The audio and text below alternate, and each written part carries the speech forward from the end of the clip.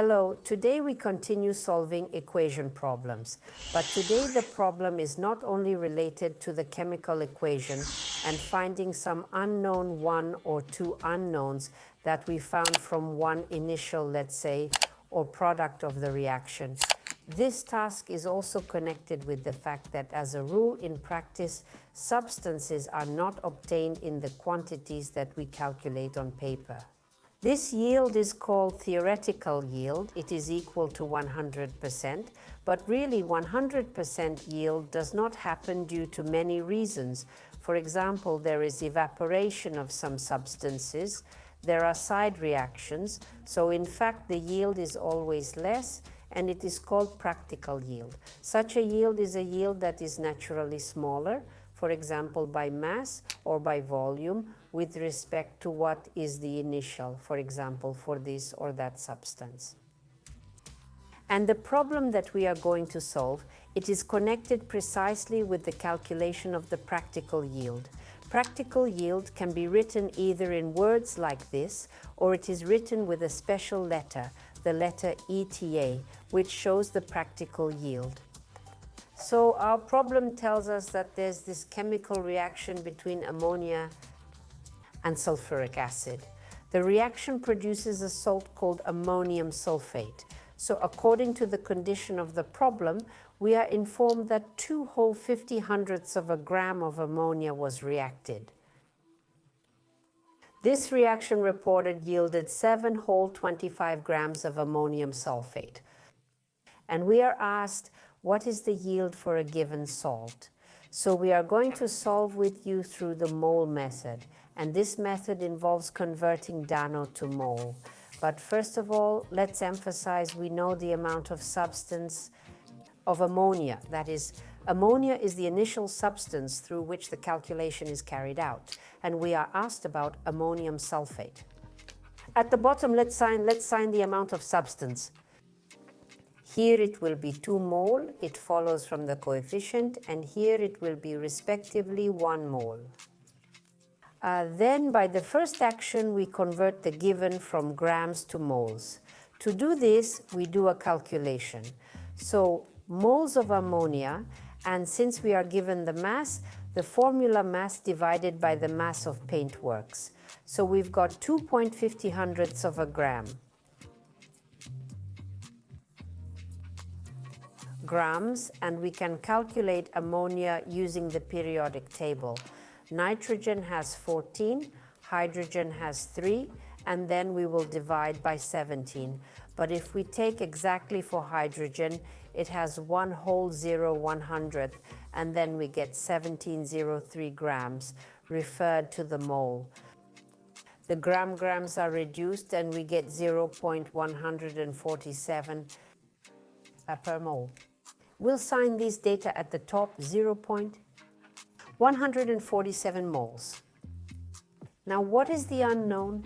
The unknown is the number of moles for ammonium sulfate, but it's not just an unknown number of moles, it's our theoretical yield.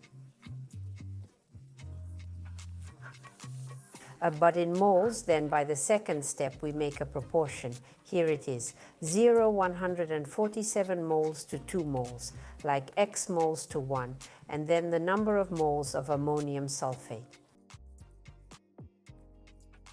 That we would have gotten if there had been no losses.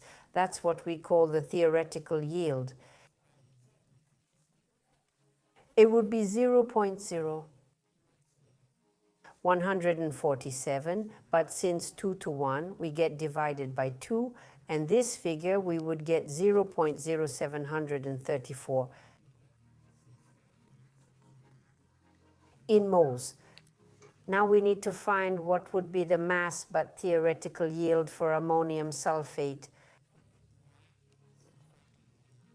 And in order to do that, we need to accordingly, to calculate this, multiply the mass of ammonium sulfate by its amount of substance, but it's still a theoretical yield. For this, we take the mass of the paint, and it for ammonium sulfate is 132.14 of a gram per mole. per mole and multiplied by the number of moles found, 0.0734 in moles.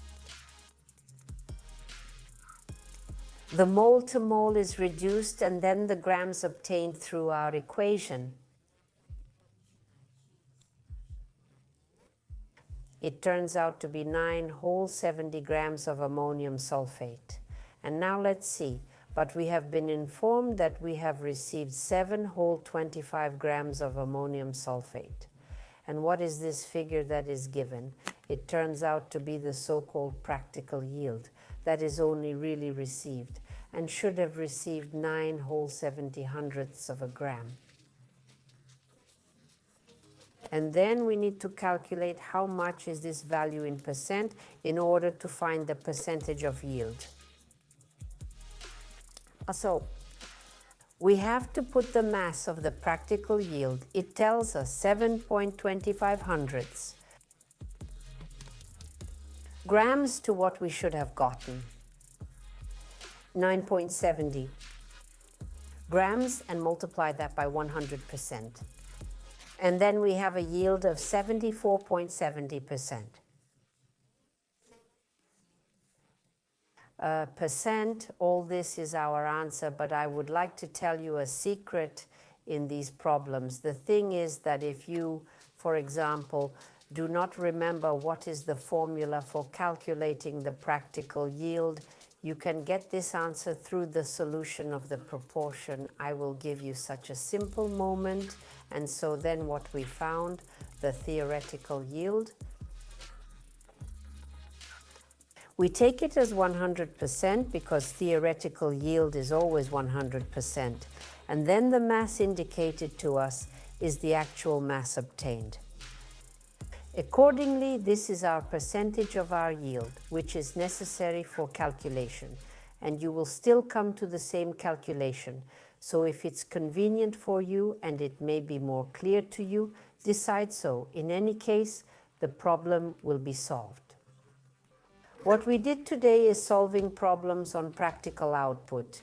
In these problems, there can be different manipulations. For example, in this problem, we were looking for output for ammonium sulfate. Or we could have told you that the yield of ammonium sulfate is 74.7% and asked you to find how much of this salt was actually obtained. That is, problems of this type can have different variations, but I hope that you have understood how to solve such problems and you will be able to solve such problems yourself. Goodbye.